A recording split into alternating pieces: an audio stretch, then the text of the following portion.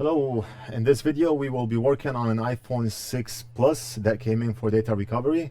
The phone is water damaged and you can tell by looking at the red sensor that you see on top here. That's an indication that water came in. I do not physically see any water on the surface, but we do not know what's causing the phone not to turn on. So before I spend a lot of time working on this, before I open up any schematics, before I do anything, what I want to do is I want to inspect this under a thermal camera. In this case, I'm using the Flir thermal cam. I just want to look at the heat properties to see if there's anything unusual. If there is, that will save me a lot of time rather than troubleshooting everything on the board. Okay, so the red stuff that you see on the screen are the shiny plates on the phone, so these are not heat spots. All right, so let's plug the charging cable.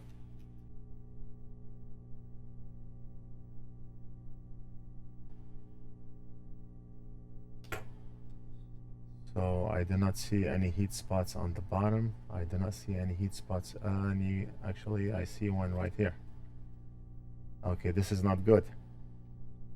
This is not good. So we have a problem in this area here. If I point my tweezer on it, the thermal cam indicated that we have a hot area here on this, in this area. Let me just fix the light on this area here. Okay. Let me remove the field here. Oh, look at this. Look at this. We have a huge mess over here.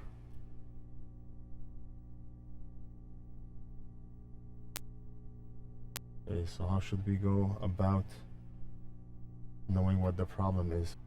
The first thing I'm going to do is clean up the corrosion so I can look at the components under.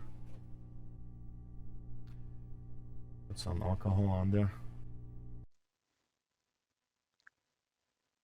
The damaged component is a VCC main capacitor with the other end connecting to ground. Now, we do not need this component for the phone to work, but we do need to remove it so we can release the VCC main short. As you can see on the Flir cam, the capacitor is creating a VCC main short. Now, the capacitor most likely damaged our display IC as well, which is the Chesnut IC. So we will be replacing the Chesnut IC and test the phone to see if we have any other issues.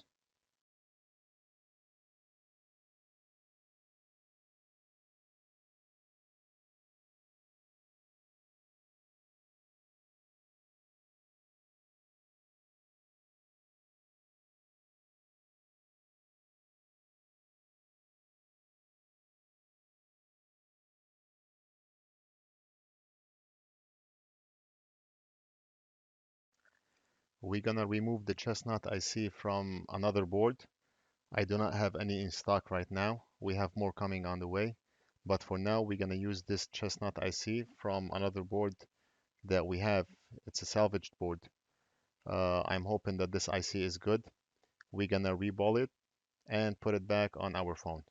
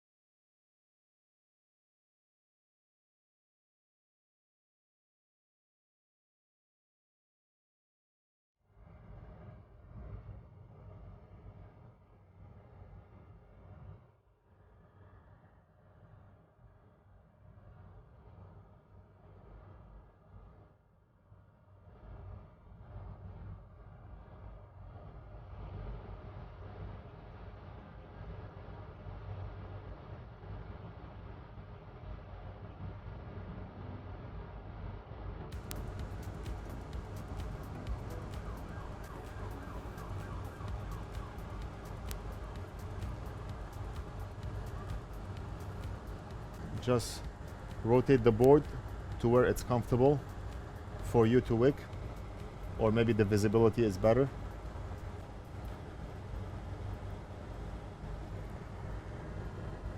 Do not apply a lot of pressure when you are doing this.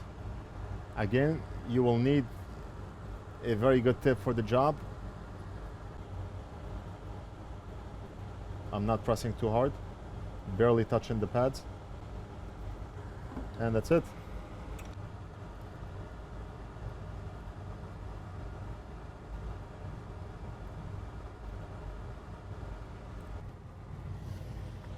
We are ready to put in the display IC. Pin 1 is on the top right. Put some flux.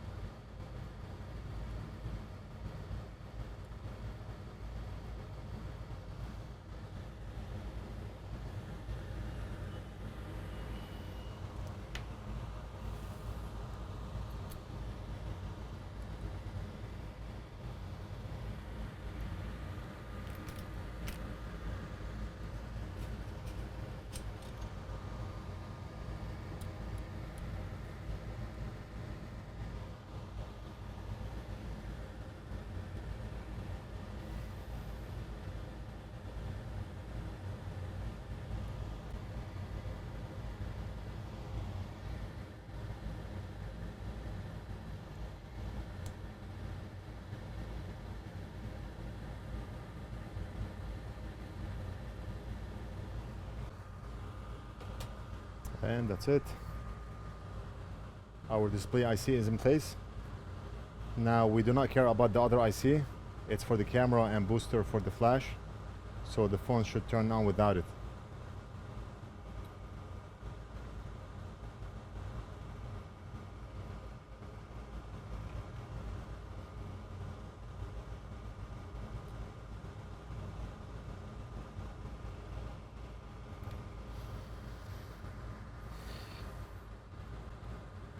Let's wait for the IC to cool down.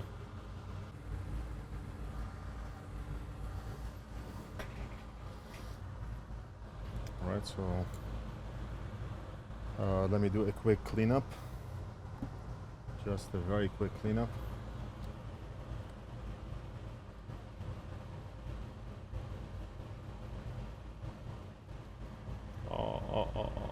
Oh man. This had some solder paste on it. I got solder paste all over the board. Oh boy. Okay, we do not want to hit this board because solder is gonna get everywhere on the board.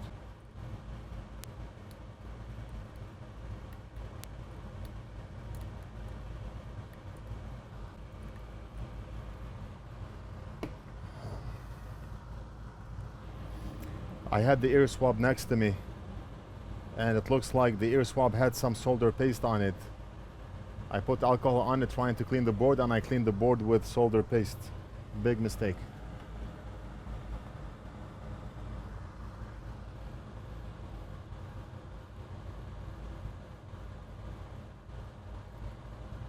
I mean, as long as we do not heat the solder paste and we clean the board, we should be okay. If we hit the board, it's gonna convert into solder balls and it's gonna short the circuit everywhere.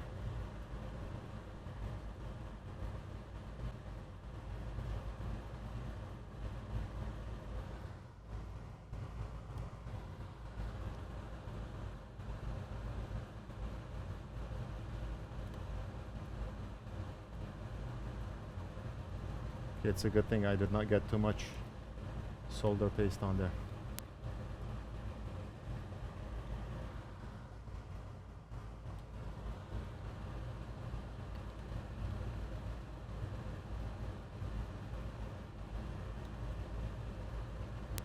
Okay. I have to do more cleaning. You see how mistakes happen?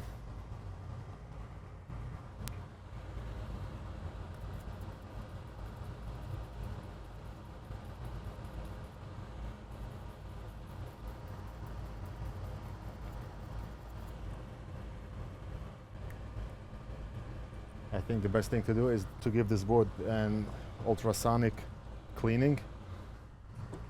I'll be right back.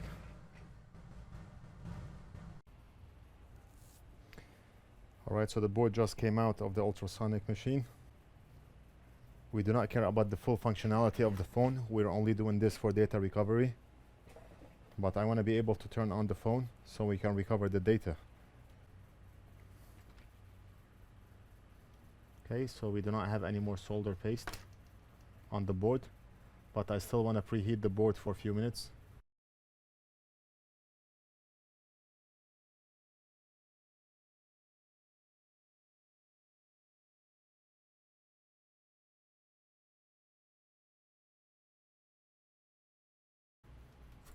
Okay, I think that's enough.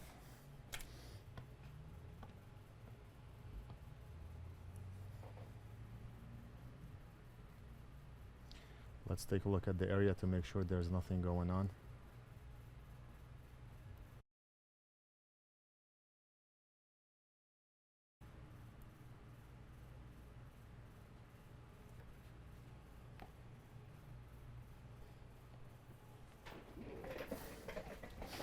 One second. Your tablet is working.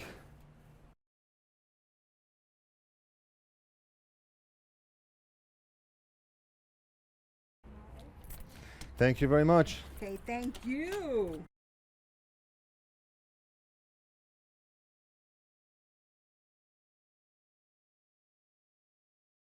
Picking up? I am picking up.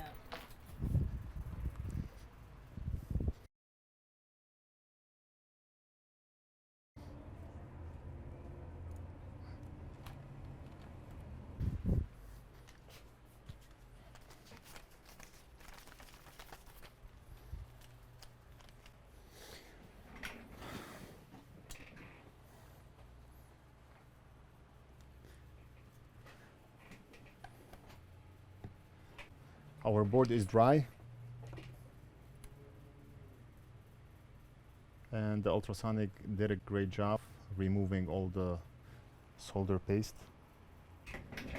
And in case you're wondering what ultrasonic machine we use, we have the Elma, German engineering. It's very expensive, but a very good ultrasonic machine. I mean, look at the board. We put the board in for, I would say, 30 seconds or 40 seconds. Look at the way the board is looking.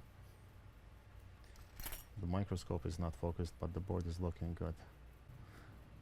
We have few offers from few companies about trying their microscope, and I think we are due for an upgrade. We've had this for almost 8 years. It's a very good microscope and it has served us well, but I think we are due for an upgrade. Right now what I want to do is connect the screen.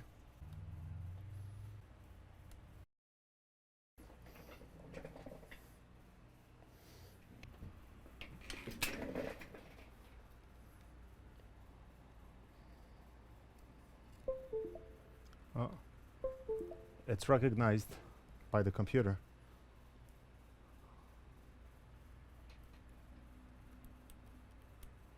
No image on the screen still.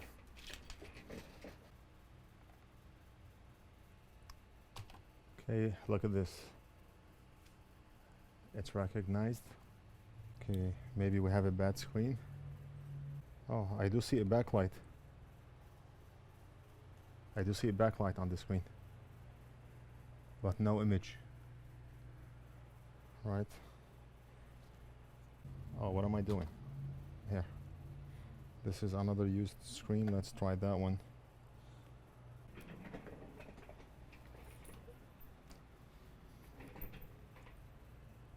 Charging port.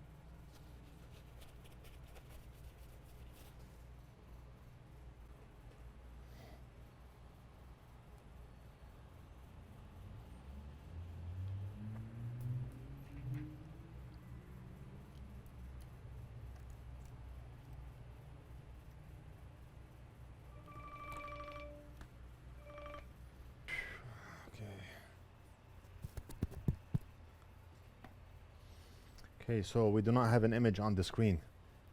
Backlight comes on. The phone is recognized in iTunes, but we do not have a display. What I'm going to do is take off the display IC again, and I want to test the pads under it. I want to test for power enable, and I want to test for the reset L signal.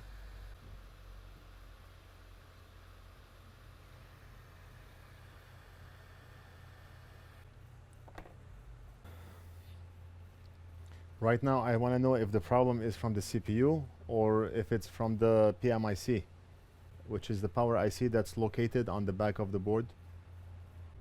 And look at this, we're not getting, oh here, 1.8. Okay, so the CPU is good. We are getting the signal from the CPU. Reset L is working. I want to check power enable, which is the switch to turn on the chip. Chestnut power enable. Okay.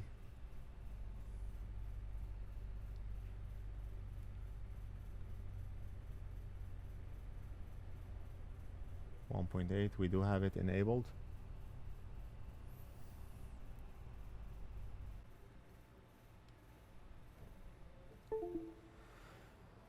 Okay, so at this point I think the problem is our display IC.